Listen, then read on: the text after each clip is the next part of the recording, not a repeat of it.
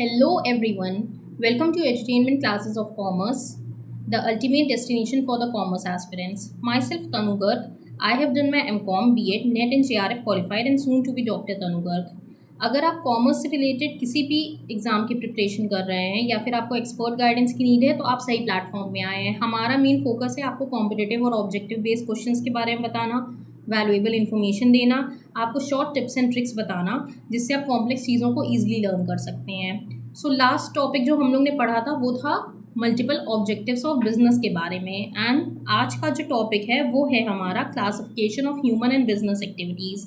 ये टॉपिक बहुत सारे एग्जाम से पूछा जाता है, इससे काफ़ी क्वेश्चंस आते हैं लाइक टीजीटी में, पीजीटी में, केवीएस में, हायर में भी कभी कभी आते हैं, तो काफ़ी एग्जाम्स में इससे क्वेश्चन आते हैं। तो ये टॉपिक आप सही से समझिएगा और अगर आपको मेरी पास्ट वीडियो आपने नहीं देखी है तो उसको भी देखिएगा।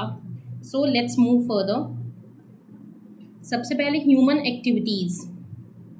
ठीक, ह्यूमन एक्टिविटीज़ हमारी जो होती हैं वो क्लासिफाई होती हैं दो में। पहला होता है इकोनॉमिक और दूसरा होता है नॉन इकोनॉमिक। तो सबसे पहले हम लोग देखते हैं इकोनॉमिक एंड नॉन इकोनॉमिक होता क्या है।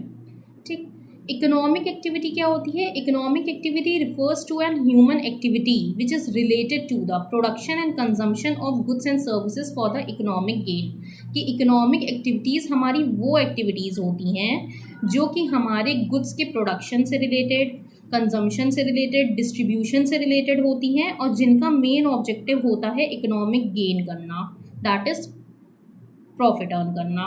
ठीक, और यहीं जब हम नॉन इकोनॉमिक एक्टिविटी की बात करेंगे ये हमारी की जाती है साइकोलॉजिकल सेटिस्फैक्शन के लिए।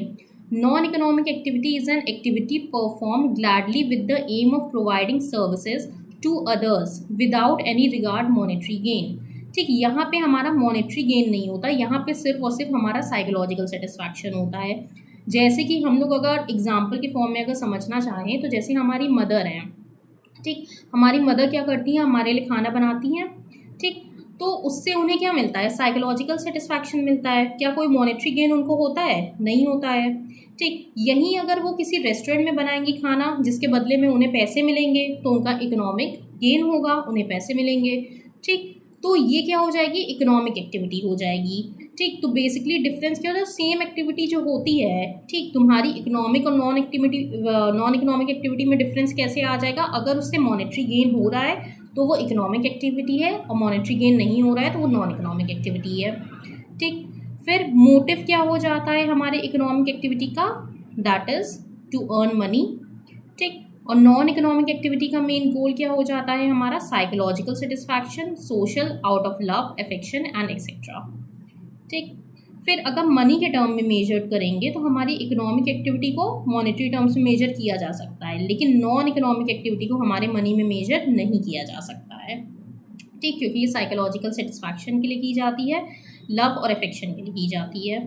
ठीक, फिर अप्रोच की अगर बात की जाए तो हमारी जो इकोनॉमिक एक्टिविटी होती है वो प्रैग्मेटिक अप्रोच की होती है, मतलब प्रैक्टिकली रिलेटेड होती है। इसमें हम लोग बात करते हैं कि कैसे हमारा प्रॉफिट होगा, कैसे हमारा गेन होगा, हम लोग रिसोर्सेज का फुल्ली यूटिलाइजेशन कैसे करेंगे, इन सब चीज़ों की बात की जाती है। इसलिए ये मोर प्रैक्टिकल है in comparison to non economic activity. वो आइडियलिस्टिक है कि हमारा बच्चा है तो हमें उसका देखभाल करना है, हमें उसे खाने को देना है, तो ये आइडियलिस्टिक है। यहाँ पे कोई प्रैक्टिकल चीज़ों की बात नहीं की जा रही है। लेकिन इकोनॉमिक में प्रैक्टिकली क्या किया जा रहा है?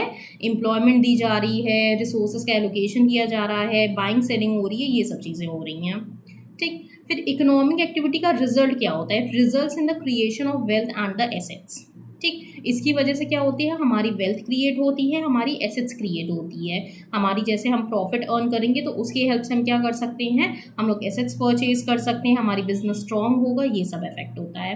लेकिन नॉन इकोनॉमिक एक्टिविटी में क्या होता है? हमें साइकोलॉजिकल सेटिस्फैक्शन मिलता है, हैप्पीनेस मिलता है। ठीक, फिर अगर नेशनल इनकम के पर्सपेक्टिव से देखा जाए तो नेशनल इनकम के पर्सपेक्टिव में इकोनॉमिक एक्टिविटी तो नेशनल इनकम में ऐड करेगी वैल्यू। क्यों? क्योंकि इससे लोगों को एम्प्लॉयमेंट मिल रहा है, वो पैसे अर्न कर रहे हैं। ठीक, पैसे अर्न करेंगे तो उसी से वो खर्चा करेंगे।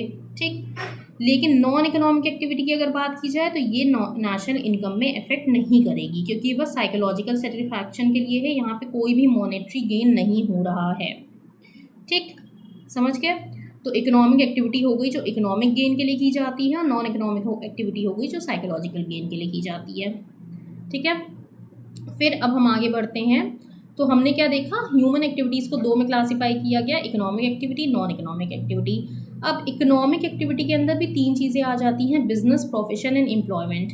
बिजनेस क्या होता है, बिजनेस पर्टिकुलर वो एक्टिविटी होती है, ठीक, जो कि हमारी की जाती है for the production, purchase and the distribution of the goods and services for earning profit.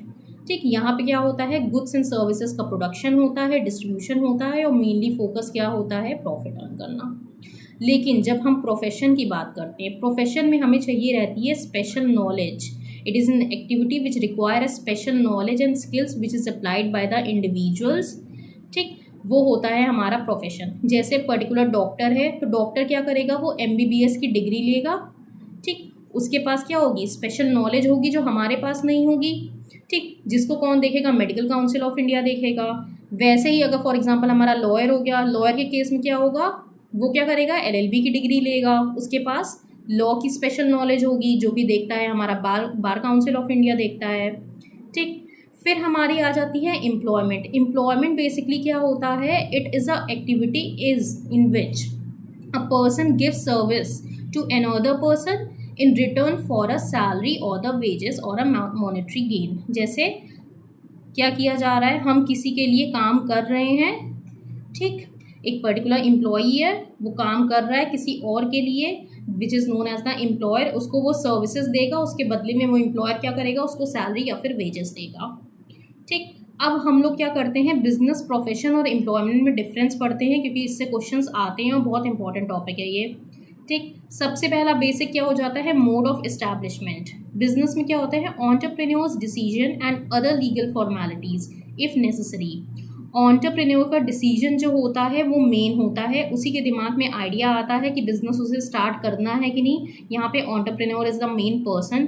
कुछ लीगल फॉर्मेलिटीज़ होती हैं जो पर्टिकुलर बिजनेस को स्टार्ट करने के लिए की जाती हैं, लाइक इनकॉर्पोरेशन, और ये सब चीज़ें भी आप आगे पढ़ेंगे, ठीक।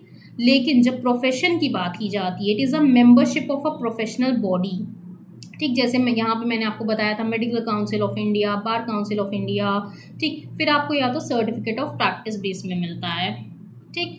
जैसे आप फॉर एग्जांपल आपने क्या किया, आपने CA करने का सोचा, आपने CA कंप्लीट कर लिया, उसके बाद आपको सर्टिफिकेट मिलेगा कि अब आप CA बन चुके हैं, ठीक। वहीं जब एम्प्लॉयमेंट की बात की जाती है, तो यहाँ पे एक एग्रीमेंट होता है, ठीक, which is known as the service agreement, और अपॉइंटमेंट लेटर होता है कि आपको अपॉइंट कर लिया गया है, अब आप कल से आ सकते हैं और काम स्टार्ट कर सकते हैं अपना। तो यहाँ पे एग्रीमेंट मेन होता है, यहाँ पे सर्टिफिकेट या फिर पर्टिकुलर जो प्रोफेशनल बॉडी होती है वो मेन होती है, और यहाँ पे एंटरप्रेन्योर मेन होता है, ठीक। उसके बाद नेक्स्ट बेसिक हमारा आ जाता है रिवॉर्ड और द रिटर्न। जब इसकी बात करेंगे तो बिजनेस में मेन क्या होता है, प्रॉफिट, ठीक। रिवॉर्ड क्या होता है, प्रॉफिट होता है, profit is the reward for bearing the risk, ठीक। लास्ट क्लास में मैंने ये चीज़ आपको बताई थी। लेकिन जब प्रोफेशन की बात करेंगे, यहाँ पे प्रोफेशनल फ़ी होती है, ठीक। आज डॉक्टर है, डॉक्टर क्या कर रहा है, अपने पेशेंट्स को देख रहा है, उसके बदले में उसे फ़ी मिल रही है, ठीक। एम्प्लॉयमेंट में क्या होगा, एम्प्लॉयर क्या देता है, सैलरी या फिर वेजेस देता है, ठीक। फिर कैपिटल इन्वेस्टमेंट। कैपिटल इन्वेस्टमेंट, अब बिजनेस आपको स्टार्ट करना है तो ये डिपेंड करता है आप पे कि आपको बिजनेस बड़ा स्टार्ट करना है, छोटा स्टार्ट करना है, मिड स्टार्ट करना है। जितना बड़ा बिजनेस होगा उतना ज़्यादा कैपिटल इन्वेस्टमेंट होगा, जितना छोटा बिजनेस होगा उतना कम कैपिटल इन्वेस्टमेंट होगा, ठीक। फिर प्रोफेशन की बात होगी। प्रोफेशन में भी क्या होता है, लिमिटेड कैपिटल की नीड होती है, बहुत ज़्यादा कैपिटल की नीड नहीं होती है। और एम्प्लॉयमेंट में तो कैपिटल की बात ही नहीं की जाती, यहाँ तो सर्विस है कि आप दे रहे हो, सामने वाला उसके बदले में आपको सैलरी या फिर वेजेस दे रहा है, तो कोई भी कैपिटल की नीड नहीं है यहाँ पे आपको। आफ्टर दैट बेसिक में आ जाता है रिस्क हमारा, ठीक। रिस्क में क्या होता है, profits are uncertain and irregular, risk is present. Business में क्या है, ठीक, बिजनेस में ये है, फॉर एग्जांपल प्रॉफिट्स आपका अनसर्टेन है ना, ठीक, और रिस्क आपका हमेशा प्रेजेंट होता है। जैसे कोविड के टाइम में क्या हुआ था, बिजनेसेस की कंडीशन ख़राब हो गई थी, ठीक। जो ऑफलाइन बिजनेस थे वो इतनी डिमांड में नहीं थे, क्योंकि लोग बाहर नहीं जा सकते थे, तो रिस्क उस टाइम पे था ना, उनके पे इफेक्ट आया। उसी टाइम पे काफ़ी लोग ऑनलाइन बिजनेस करना स्टार्ट कर दिए, ठीक। तो उस टाइम में उनके प्रॉफिट भी हुए हैं, काफ़ी ऐसे न्यू स्टार्टअप्स थे जो उस टाइम पे बहुत बूम आया है उनमें, ठीक। फिर जब प्रोफेशन की बात की जाएगी, fees is generally regular and certain and some risk, कि फ़ीस यहाँ पे रेगुलरली मिलती रहती है और थोड़ा बहुत यहाँ पे रिस्क होता है। एम्प्लॉयमेंट में क्या है, फिक्स्ड एंड रेगुलर पे मिलता है, कोई भी रिस्क नहीं है क्योंकि एग्रीमेंट हो चुका है। हाँ, आपको पैसा मिलेगा ही मिलेगा। ठीक। फिर transfer of interest. Transfer of interest में क्या हो जाता है, पॉसिबल विद सम फॉर्मेलिटीज़। अगर आपको अपने बिजनेस को ट्रांसफ़र करना है तो कुछ डॉक्यूमेंटेशन वर्क करके आप अपने बिजनेस को ट्रांसफ़र कर सकते हैं। नेक्स्ट क्या है हमारा, प्रोफेशन। प्रोफेशन में आप ट्रांसफ़र नहीं कर सकते हैं। अगर आप सीए हैं तो आप क्या कुछ डॉक्यूमेंटेशन वर्क करके किसी और को सीए नहीं बना सकते। अगर आपका बेटा है तो उसको आप सीए नहीं बना सकते अपने डॉक्यूमेंट को ट्रांसफ़र करके, तो this is not possible. Employment में भी क्या होता है, सर्विस एग्रीमेंट होता है, आप अपनी जॉब किसी और को नहीं दे सकते हैं, तो it is not possible. Then next आ जाता है कोड ऑफ कंडक्ट। बिजनेस में कोई भी कोड ऑफ कंडक्ट नहीं होता, एंटरप्रेन्योर का डिसीजन है, उस पर डिपेंड करता है, वो जैसे चाहे उसको चलाएगा। प्रोफेशन में कुछ पर्टिकुलर कोड्स ऑफ कंडक्ट, कुछ पर्टिकुलर रूल्स रेगुलेशन होते हैं जो फॉलो करने होते हैं। जैसे डॉक्टर का ही क्या होता है प्रोफेशनल कोड, कि कैसी भी कंडीशन हो उसे पेशेंट को अपने अटेंड करना है। ठीक, ये उसकी ड्यूटी है। फिर एम्प्लॉयमेंट में क्या होता है, norms of behaviour laid down by the employer are to be followed. जो भी particular norms, rules, regulation employer ने पर्टिकुलर एग्रीमेंट के टाइम में बताए थे, उसमें लिखे थे, वो आपको फॉलो करने हैं। ठीक, तो ये 3 चीज़ें हम लोग ने पढ़ी, बिजनेस, प्रोफेशन एंड एम्प्लॉयमेंट। तो ध्यान से पढ़िएगा, इससे क्वेश्चंस काफ़ी आते हैं। ठीक, आफ्टर दैट हमारा क्या आ जाता है, हमने पढ़ा बिजनेस, प्रोफेशन एंड एम्प्लॉयमेंट। उसके बाद हम लोग देखते हैं बिजनेस। बिजनेस के अंदर हमारा आ जाता है 2 चीज़ें, that is industry and commerce. तो सबसे पहले हम लोग देखते हैं इंडस्ट्री क्या होती है। इंडस्ट्री के अंदर वो एक्टिविटीज़ आती हैं जो बेसिकली रॉ मटेरियल को आपके यूजफुल प्रोडक्ट्स में कन्वर्ट करती हैं। तो industry includes those activities that convert the raw material into the useful goods. जैसे आपका क्या आ जाएगा इसमें, प्रोसेसिंग आ जाएगा, प्रोडक्शन से रिलेटेड हो जाएगी एक्टिविटीज़। ठीक, रिप्रोडक्शन जो होता है आपके एनिमल्स का, लिविंग थिंग्स का, ठीक, वो भी आपका इसके अंदर आ जाता है। ठीक, तो इंडस्ट्री में भी हमारी क्या हो जाती है,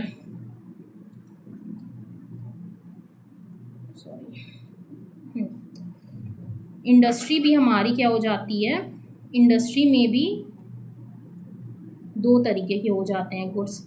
एक होते हैं कंज्यूमर गुड्स और एक होते हैं कैपिटल गुड्स। ठीक, कंज्यूमर गुड्स क्या होते हैं, जो डायरेक्टली हम लोग कंज्यूम करते हैं, जैसे ब्रेड, बटर, ये सब चीज़ें हो गई, मिल्क, ये सब।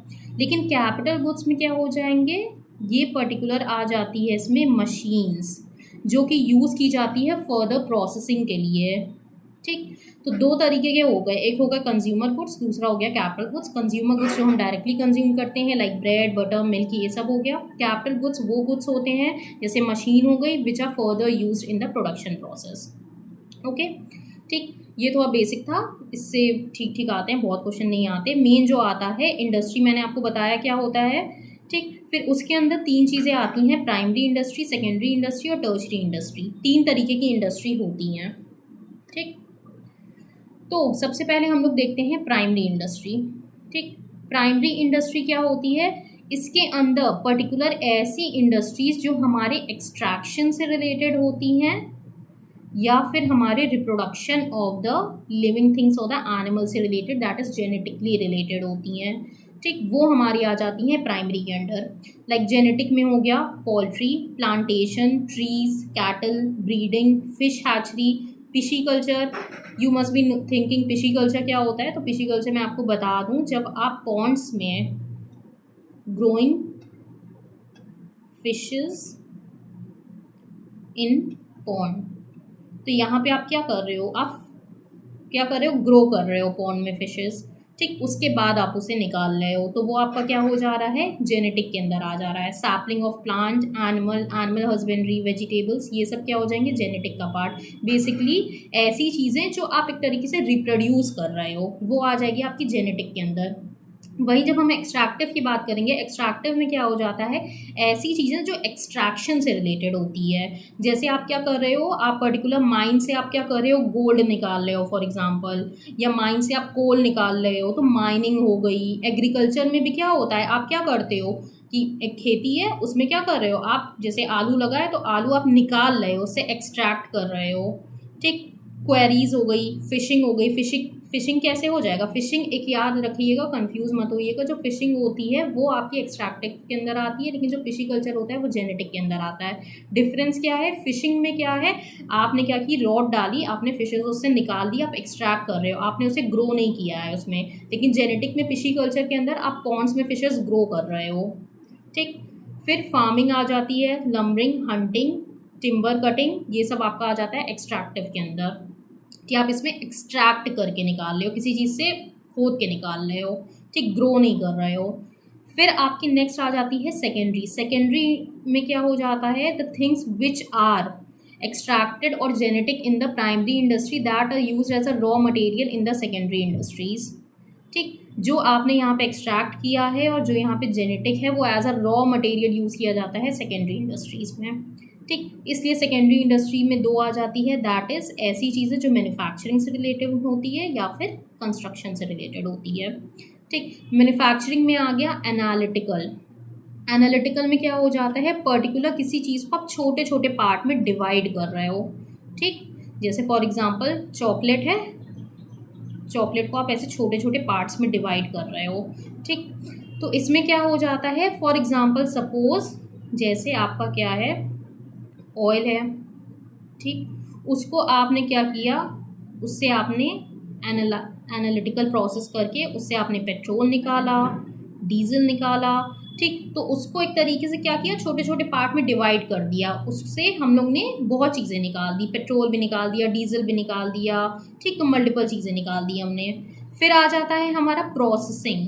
प्रोसेसिंग में हमारा क्या आ जाता है, पर्टिकुलर जो प्रोसेस से रिलेटेड होती है, कि हर पर्टिकुलर स्टेज में उसमें प्रोसेसिंग हो रही है। जैसे फॉर एग्जांपल शुगर इंडस्ट्री हो गई। ठीक, कि सबसे पहले हमने क्या किया, हमने शुगर केन लिया, शुगर केन में सबसे पहले प्रोसेसिंग हुई कि वो मशीन के अंदर गया, उससे जूस निकला, उसके बाद जो बचा हुआ हमारा था, ठीक, शुगर केन, उसको हमने प्रोसेस किया। तो हर स्टेज में प्रोसेस करके फिर फाइनली उससे हमने शुगर निकाला। तो यहाँ क्या हो रहा है, हर स्टेज में आपकी प्रोसेसिंग हो रही है। ठीक, टिम्बर इंडस्ट्री हो गई, शुगर इंडस्ट्री हो गई, मोस्टली ये सब हमारी प्रोसेसिंग के अंदर आ जाती है। फिर आ जाता है हमारा सिंथेटिक। सिंथेटिक में क्या होता है, पर्टिकुलर दो या दो से ज़्यादा कुछ मटेरियल्स मिला के हमने पर्टिकुलर एक चीज़ बनाई है।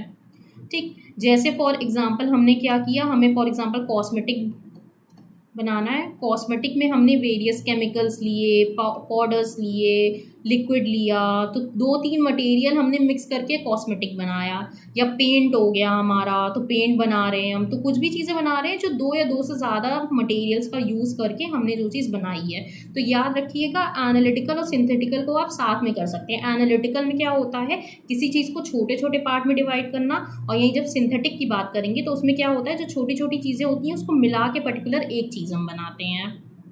ठीक, फिर हम बात करते हैं असेंबलिंग की। असेंबलिंग में क्या होता है, कुछ पर्टिकुलर फिनिश्ड गुड्स होते हैं जिसको मिला के हम लोग क्या करते हैं, असेंबल करके पर्टिकुलर कोई चीज़ बनाते हैं। फॉर एग्जांपल जैसे कार, तो कार के लिए जैसे हम लोग को क्या चाहिए, हम लोग को स्टील चाहिए, ठीक, टायर चाहिए, म्यूज़िक सिस्टम चाहिए उसमें लगाने के लिए, एसी का चाहिए लगाने के लिए। तो ये पर्टिकुलर जो फिनिश गुड्स थे, इनको हम लोग ने असेंबल किया और इनको मिला के हमने कार बनाई। ठीक, एक चीज़ ध्यान रखिएगा, सिंथेटिक और असेंबलिंग में कंफ्यूज मत होइएगा। सिंथेटिक में क्या होता है, कुछ पर्टिकुलर रॉ मटेरियल्स जैसे मैंने आपको बताया था, उनको मिक्स करके हम लोग बना रहे हैं यहाँ पे। जैसे हमने क्या किया, लिक्विड, केमिकल्स, पाउडर को मिक्स करके हमने कॉस्मेटिक बनाया। तो यहाँ पे रॉ मटेरियल को मिक्स करके एक पर्टिकुलर प्रोडक्ट बनाया जा रहा है, फिनिश प्रोडक्ट। लेकिन असेंबलिंग में दो या तीन या उससे ज़्यादा फिनिश्ड गुड्स को ही लेके असेंबल करके हम लोग पर्टिकुलर एक चीज़ बनाते हैं। ठीक, तो ये सब यहाँ पे रॉ मटेरियल्स का एक तरीके से यूज़ करके हम इसे बना रहे हैं, लेकिन यहाँ पे फिनिश्ड गुड्स का ही यूज़ करके हम लोग असेंबल करके कार बना रहे थे। ठीक, फिर हमारी जो मैन्युफैक्चरिंग में काम हुआ, अब क्या है, हमारे कंस्ट्रक्टिव की बात की जा रही है। कंस्ट्रक्टिव में बेसिकली वो एक्टिविटीज़ जो हमारे कंस्ट्रक्शन से रिलेटेड होती है, लाइक ब्रिजेस हो गए, डैम्स हो गए। ठीक, तो जैसे हमारा जो पर्टिकुलर मैन्युफैक्चरिंग में हम लोग ने सीमेंट बनाया, ठीक, हमने शुगर बनाई, हमने कहते काफ़ी चीज़ें बनाई। हाँ, तो उन सब चीज़ों का यूज़ करके हम लोग क्या करते हैं, हम लोग कंस्ट्रक्शन में यूज़ करते हैं, उसके हेल्प से हम लोग ब्रिजेस, डैम्स, ये सब चीज़ें बनाते हैं। ठीक। वो तो इनको पर्टिकुलर क्या होता है, एक प्लेस से दूसरी प्लेस तक हम ट्रांसफ़र नहीं कर सकते, ये जहाँ पे हैं वहीं पे रहेंगी। तो कुछ पर्टिकुलर चीज़ें ऐसे मैन्युफैक्चरिंग की होती हैं जो कंस्ट्रक्टिव में यूज़ की जाती हैं कंस्ट्रक्शन पर्पस के लिए। ठीक। तो ये हो गया हमारा इंडस्ट्री, प्राइमरी, सेकेंडरी। ठीक। और अब हम लोग आ जाते हैं टर्शरी पे। टर्शरी के अंदर क्या होती हैं, यहाँ पे सर्विसेज होती हैं जो कि सपोर्ट प्रोवाइड करती हैं हमारे प्राइमरी और सेकेंडरी इंडस्ट्रीज़ को। ठीक। अभी इसके बारे में हम लोग बात करेंगे आगे। ठीक। क्योंकि जो एड्स टू ट्रेड है उसके अंदर जब हम लोग पढ़ेंगे तो वो सेम जो चीज़ें हम लोग बात करेंगे वो हमारे टर्शरी के अंदर भी आती हैं। ठीक। फिर नेक्स्ट हमारा क्या आ जाता है, कॉमर्स। तो कॉमर्स क्या होता है, पर्टिकुलर हमारे जो गुड्स एंड सर्विसेज के प्रोडक्शन से रिलेटेड, डिस्ट्रीब्यूशन से रिलेटेड जो भी सपोर्ट सर्विसेज प्रोवाइड करनी होती है वो कॉमर्स की हेल्प से ही होती है। ठीक। कॉमर्स के अंदर फिर दो चीज़ें आ जाती हैं, trade and aids to trade. Trade क्या होता है हमारा, सिंपल लैंग्वेज में बोला जाए तो buying and selling of goods and services. ठीक। वो हो जाता है हमारा ट्रेड। ठीक। Buying and selling of goods and services, ये हमारा हो जाता है ट्रेड। ठीक। ट्रेड में क्या होता है, अब आप जानते हैं कि पर्टिकुलर जो हमारा प्रोडक्शन होता है वो हमारा एक प्लेस पे होता है। ठीक। हमारा जो मैन्युफैक्चरर है वो गुड्स को प्रोड्यूस कर रहा है। ठीक। लेकिन जो हमारे कंज्यूमर्स हैं वो स्कैटर्ड है, वो पर्टिकुलर एक प्लेस में नहीं है। तो उसकी वजह से हमें इशू होता है उनको सप्लाई करने में या डिस्ट्रीब्यूट करने में। तो उसकी वजह से हमारे क्या होते हैं, मल्टीपल पर्टिकुलर चीज़ें हेल्प करती हैं। ठीक। ट्रेडिंग की नीड होती है उसमें। ट्रेडिंग में भी हमारे क्या आ जाता है, होम और फॉरेन। होम को बोला जाता है इंटरनल ट्रेड, फॉरेन को बोला जाता है एक्सटर्नल ट्रेड। ठीक। इंटरनल ट्रेड क्या होता है हमारा, buying and selling of goods and services with in the geographical boundaries of the nation. ठीक। जब आप पर्टिकुलर अपनी ही कंट्री के अंदर गुड्स की बाइंग एंड सेलिंग कर रहे हैं तो वो आपका आ जाता है इंटरनल ट्रेड के अंदर। ठीक। इंटरनल ट्रेड में भी दो चीज़ें होती हैं, होलसेल एंड रिटेल। में भी आपने पहले सुना होगा। ठीक। होलसेल में क्या होता है, होलसेलर क्या करता है, मैन्युफैक्चरर से हाई अमाउंट में गुड्स को परचेज कर लेता है। ठीक। उसको कैश में पेमेंट या जो भी उसे करना है वो पेमेंट कर देगा। फिर रिटेलर को वो स्मॉल अमाउंट्स में वो सेल करता है और साथ ही साथ क्रेडिट फैसिलिटी भी प्रोवाइड करता है रिटेलर को। फिर रिटेलर जो होता है वो फाइनली कंज्यूमर तक अपने प्रोडक्ट को बेचता है। ठीक। फिर रिटेलर का मैंने आपको बता दिया। उसके बाद हमारा आ जाता है foreign, that is external trade. External trade क्या होता है, buying and selling of goods and services outside the boundaries of the nation. कि फॉर एग्जांपल आपने क्या किया, अमेरिका के साथ ट्रेड किया। ठीक। आपने क्या किया, आपको मशीन्स की नीड थी, आपने अमेरिका से इंपोर्ट कराया। ठीक। और आपने उनको बदले में पैसे दे दिए। ठीक। इसके अंदर दो चीज़ें आती हैं, इंपोर्ट एंड एक्सपोर्ट, और एक तीसरा एक और चीज़ आ जाता है, इंट्रीपोर्ट। ठीक। सबसे पहले एक्सपोर्ट क्या होता है, जब पर्टिकुलर हम अपने कंट्री से गुड्स को दूसरे कंट्री में हम सेल करते हैं तो वो हो जाता है एक्सपोर्ट। और इंपोर्ट को बोला जाए तो सिंपल लैंग्वेज में जब दूसरी कंट्री से हम लोग गुड्स को खरीदते हैं तो वो हो जाता है इंपोर्ट। और जब इंट्रीपोर्ट की बात की जाएगी तो ये पर्टिकुलर क्या होता है, buying the goods from one nation but not for the consumption purpose but for selling it to the other country. कि आपने इंपोर्ट तो किया है एक कंट्री से बट आपने खुद के कंजम्पशन के लिए नहीं किया है, आपने उसको दूसरी कंट्री में एक्सपोर्ट करने के लिए किया है। ठीक। तो ये हो गया हमारा ट्रेड। आफ्टर दैट हमारा आ जाता है aids to trade. Aids to trade के अंदर आ जाते हैं मल्टीपल हिंड्रेंसेस। जैसे मैंने आपको बताया कि हमारा जो गुड्स होता है वो एक जगह पे मैन्युफैक्चर हो रहा है, मैन्युफैक्चर से लार्ज अमाउंट में क्या करेगा, मैन्युफैक्चर करेगा। उसके बाद हमारा जो कौन होता है, रिटेलर, वो कंज्यूमर तक उसे पहुंचाता है। ठीक। क्योंकि कंज्यूमर्स हमारे स्कैटर्ड हैं, वो एक जगह पे नहीं है, तो उसकी वजह से काफ़ी हिंड्रेंसेस होते हैं, like hindrance of person, hindrance of place, hindrance of time, hindrance of finance, hindrance of risk and hindrance of information, जिनको सॉल्व करने के लिए मल्टीपल मीडियम्स हैं जो कि अभी हम लोग देखते हैं। ठीक। सबसे पहले जैसे हम लोग बात कर सकते हैं हिंड्रेंस ऑफ पर्सन के बारे में। एड्स अभी मैंने बताया था क्या होता है, वो पर्टिकुलर सर्विसेज या थिंग्स जो हमारी हेल्प करती हैं ट्रेड करने में। ठीक। जैसे हिंड्रेंस ऑफ पर्सन में क्या हो जाता है कि हमारा मैन्युफैक्चरर है, मैन्युफैक्चरर ने क्या किया कि गुड्स को प्रोड्यूस कर लिया। ठीक। उसके बाद कंज्यूमर तक उसे प्रोडक्ट्स को पहुंचाना है तो किसकी हेल्प से वो पहुंचाएगा, ट्रेडर की हेल्प से, या मिडिल मैन की हेल्प से। वो क्या करेगा, होल मैन्युफैक्चरर से परचेज कर लेगा गुड्स को, उसके बाद क्या करेगा, वो रिटेलर को देगा, फिर रिटेलर क्या करेगा, कंज्यूमर को देगा। तो multiple traders and middle man होते हैं जो कि हेल्प करते हैं और जो हिंड्रेंस ऑफ पर्सन है उसको सॉल्व करते हैं। ठीक, हिंड्रेंस मीन्स ऑब्स्टिकल्स जो होते हैं, जो प्रॉब्लम होती है उसको सॉल्व करते हैं कि पर्सन तक, फाइनली कंज्यूमर तक कैसे हमारा प्रोडक्ट पहुंचेगा। ठीक, फिर नेक्स्ट आ जाता है हिंड्रेंस ऑफ प्लेस। जो हिंड्रेंस ऑफ प्लेस होता है वो किसकी हेल्प से सॉल्व होता है, ट्रांसपोर्टेशन की हेल्प से। ठीक, ट्रांसपोर्टेशन की हेल्प से कैसे होगा, जैसे आपको पता है फॉर एग्जांपल एक मैन्युफैक्चरर है, ठीक, वो कानपुर में क्या कर रहा है, मैन्युफैक्चर कर रहा है गुड्स को, ठीक, लेकिन जो कंज्यूमर्स हैं वो स्कैटर्ड है, मल्टीपल प्लेसेस पे हैं। तो ट्रांसपोर्टेशन की हेल्प से मल्टीपल सिटीज़ पे हमारे प्रोडक्ट्स को हम पहुंचा सकते हैं। तो जो हिंड्रेंस ऑफ प्लेस है दैट इज़ मल्टीपल प्लेसेस पे हमारे प्रोडक्ट को पहुंचाया जा सकता है और ट्रांसपोर्टेशन उस हिंड्रेंस को सॉल्व करेगा। आफ्टर दैट आ जाता है हिंड्रेंस ऑफ टाइम। ये हमारा सॉल्व होता है वेयर हाउसिंग की हेल्प से। कैसे, कुछ पर्टिकुलर प्रोडक्ट्स होते हैं जो कि हमारे पर्टिकुलर टाइम पे मैन्युफैक्चर हो रहे हैं बट उसको डिमांड पूरे सीजन में किया जाता है, जैसे हमारे वीट हो गए, राइस हो गई, ठीक, तो उसको क्या किया जाएगा, वेयर हाउस में हम स्टोर कर सकते हैं और पूरे साल भर के लिए उसको हम लोग सेल कर सकते हैं। ठीक, और पर्टिकुलर कुछ गुड्स होते हैं जो पूरे सीजन में, पूरे ईयर में बनाए जाते हैं बट उसकी डिमांड जो होती है वो पर्टिकुलर सीजन में ही होती है। फॉर एग्जांपल हमने वुलेंस हैं, वुलेंस हमने साल भर बनाए लेकिन उसकी डिमांड कब होगी, विंटर्स के टाइम पे होगी। ठीक, तो वेयर हाउसिंग जो होती है वो बेसिकली क्या करती है, हेल्प करती है टाइम की प्रॉब्लम को सॉल्व करने में, कि हम उसे स्टोर करके रख सकते हैं वीट, राइस, इन सबको, और साल भर उसको प्रोवाइड कर सकते हैं, सेल कर सकते हैं और कंज्यूमर्स की डिमांड को फुलफिल कर सकते हैं। ठीक, आफ्टर दैट आ जाता है hindrance of finance. Hindrance of finance की जो प्रॉब्लम होती है वो सॉल्व करता है हमारा बैंकिंग। जैसे कंज्यूमर को या बिजनेस को पैसे की नीड है, फाइनेंस की नीड है, ठीक, या फिर हम पर्टिकुलर एक्सपोर्ट करना चाह रहे हैं, हम फॉरेन में कहते हैं किसी कंट्री के साथ डील कर रहे हैं, तो लेटर ऑफ क्रेडिट हमें प्रोवाइड करता है, हमें पैसे की नीड है, हमें क्रेडिट प्रोवाइड करेगा।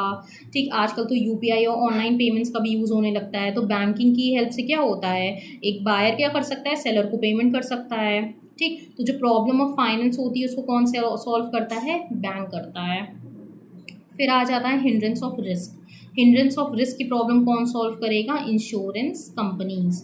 कि मल्टीपल टाइप ऑफ रिस्क होते हैं बिजनेस को, जैसे फ्लड के, अर्थक्वेक के, चोरी का डर होता है, आग का डर होता है, बहुत चीज़ों का होता है रिस्क। तो उसको पर्टिकुलर सॉल्व कौन करता है, इंश्योरेंस कंपनीज। कि हम इंश्योरेंस ले लें, फॉर एग्जांपल हमारा जो गोदाम था, हमारा जो वेयर हाउस था, वहाँ पे आग लग गई, ठीक, हमारे गुड्स ख़राब हो गए, तो लेकिन हमने इंश्योरेंस लेके रखा था। तो इंश्योरेंस कंपनी का मेन फोकस क्या होता है, to make good the loss which is suffered by the company. ठीक, बिजनेस को पर्टिकुलर जो लॉस होगा उसको गुड करने का काम हमारा करता है इंश्योरेंस कंपनी। ठीक, दैट्स वाई इंश्योरेंस लेना बहुत इंपॉर्टेंट है आज के टाइम में। फिर नेक्स्ट आ जाता है हमारा हिंड्रेंस ऑफ इंफॉर्मेशन। तो इसकी जो प्रॉब्लम होती है वो कौन सॉल्व करता है, एडवर्टीजमेंट। कि फॉर एग्जांपल आपने कोई नया प्रोडक्ट बनाया, उसको लॉन्च किया, लेकिन उसकी इन्फॉर्मेशन अब कैसे जाएगी कंज्यूमर तक, एडवर्टीजमेंट के थ्रू। हम एडवर्टीजमेंट करेंगे न्यूज़पेपर में, टेलीविजन में, मल्टीपल चैनल्स में हम उसको भेज सकते हैं। ठीक, तो उसके हेल्प से क्या होगा, इन्फॉर्मेशन मिलेगी कंज्यूमर को, हमारे इन्फॉर्मेशन मिलेगी तभी वो जाके परचेज करेगा हमारे गुड्स को। ठीक, तो हमने क्या पढ़ा ह्यूमन एक्टिविटीज़ के बारे में कि दो तरीके की होती हैं, economic and non economic. Then economic में तीन चीज़ें आती हैं, business, profession and employment. Then business के अंदर दो चीज़ें आती हैं, इंडस्ट्री एंड कॉमर्स। ठीक, इंडस्ट्री भी तीन तरीके की होती है, primary, secondary and tertiary. And commerce भी दो तरीके का होता है, that trade and aids to trade. Primary में हमने क्या पढ़ा, जेनेटिक और एक्सट्रैक्टिव इंडस्ट्रीज। जेनेटिक हो गई जो कि हमारी रिप्रोडक्शन से रिलेटेड होती है, और एक्सट्रैक्टिव हो गई जो एक्सट्रैक्शन किया जाता है, एक्सट्रैक्शन से रिलेटेड होती है। देन सेकेंडरी क्या होती है, जो बेसिकली जो प्राइमरी में जो हमारी बनाई जाती है चीज़ें वो एज अ रॉ मटेरियल हमारी सेकेंडरी इंडस्ट्रीज़ में यूज़ की जाती हैं। मैन्युफैक्चरिंग होता है इसके अंदर, कंस्ट्रक्टिव होता है, मैन्युफैक्चरिंग में आ जाता है analytical, processing, synthetic and assembling. ये बहुत इंपॉर्टेंट है, इसको ध्यान से पढ़िएगा, इससे बहुत ज़्यादा क्वेश्चन आते हैं। ठीक, एनालिटिकल में हो गया पर्टिकुलर किसी चीज़ को हमने छोटे छोटे पार्ट में डिवाइड कर दिया, जैसे फॉर एग्जांपल ऑयल था, उसको हमने पेट्रोल, डीजल में प्रोसेस करके निकाल दिया। देन हमारी आ जाती है प्रोसेसिंग इंडस्ट्री, जैसे शुगर इंडस्ट्री हो गई कि हर स्टेज में उसमें प्रोसेसिंग हो रही है। ठीक, फिर सिंथेटिक हो गई क्योंकि दो या दो से ज़्यादा पर्टिकुलर रॉ मटेरियल को मिला के हमने एक फिनिश गुड्स बना लिया, ठीक, लाइक मल्टीपल केमिकल्स, पाउडर, ये सब चीज़ों को मिला के हमने कॉस्मेटिक बना लिया, या सीमेंट बनाने के लिए भी हमें मल्टीपल रॉ मटेरियल्स चाहिए रहते हैं।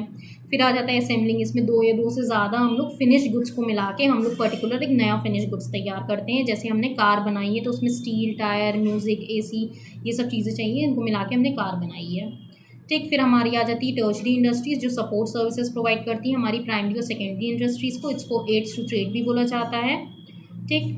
फिर कॉमर्स के अंदर हमने पढ़ा ट्रेड, एड्स टू ट्रेड के बारे में। ट्रेड दो तरीके की होती हैं, internal trade, external trade. Internal को बोला जाता है होम ट्रेड, जिसके अंदर बेसिकली आ जाते हैं wholesaler, retailer, means selling the goods and services and buying the goods and services with in the geographical nation.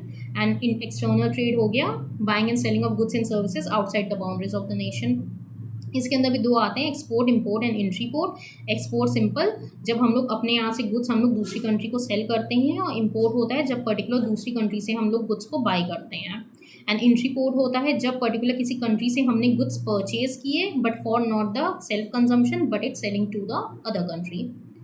After that aids to trade. Aids to trade में हमने पढ़ा hindrance of person, hindrance of place, time, finance, risk and information. तो person की जो problem होती है वो trader remove करता है, ठीक। प्लेस की प्रॉब्लम जो थी ट्रांसपोर्टेशन, टाइम की वेयर हाउसिंग, फाइनेंस की बैंकिंग, रिस्क का इंश्योरेंस कंपनी एंड इन्फॉर्मेशन की एडवर्टीजमेंट, ठीक। आई होप सो कि आपको कोई डाउट नहीं रहा होगा इसमें, ये बहुत ज़्यादा इंपॉर्टेंट है, सही से पढ़िएगा इस चैप्टर को।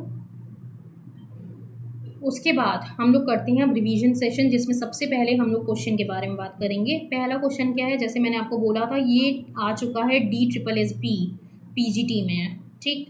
और ये क्वेश्चन हमारे TGTs में भी पूछे जा चुके हैं। क्या क्वेश्चन है इसका, बिजनेस एक्टिविटीज़ में be classified into two broad categories. कौन सा, इंडस्ट्री एंड कॉमर्स, ठीक। फिर exhaustive industries are also known as, क्या बोला जाता है, एक्सट्रैक्टिव इंडस्ट्रीज, ठीक, ये हिंदी वाले बच्चों के लिए।